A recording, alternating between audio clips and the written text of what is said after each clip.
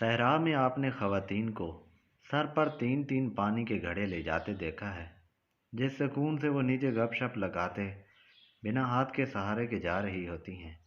بظاہر یہ بہت آسان لگتا ہے، لیکن یہ آسان ہوتا بالکل نہیں، ورنہ آپ گھر میں کسی دیگچی کو سر پر رکھ کر تجربہ کر لیں۔ ایک جگہ نالے پر لکڑی کا تنا بطور پل رکھا ہوا تھا۔ اہل علاقہ کے چھوٹے بڑے اس پر سکون سے گزر رہے تھے۔ میں نے اس پر قدم رکھا تو غیر ارادی طور پر میرے ہاتھ جہاز کے پروں کی طرح پھیل گئے۔ قدم قدم جسم کا وزن ان ہاتھوں کی مدد سے قائم کر کے میں نے اس پل کو پار کیا۔ علاقے کے بچے مجھے دیکھ کر ہنس رہے تھے۔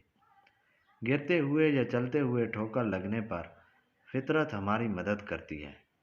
غیر ارادی طور پر جسم اپنے توازن کے لیے کنٹرول یا بیلنس کرتا ہے۔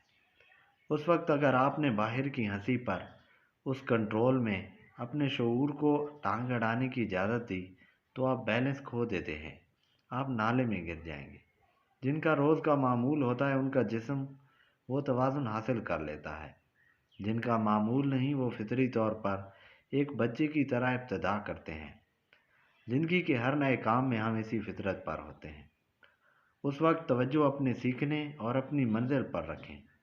اگر آس پاس کے دیکھنے دکھانے کو معیار بنا لیا تو ہم زیادہ غلطیاں کریں گے اور زیادہ مایوسی ہوگی۔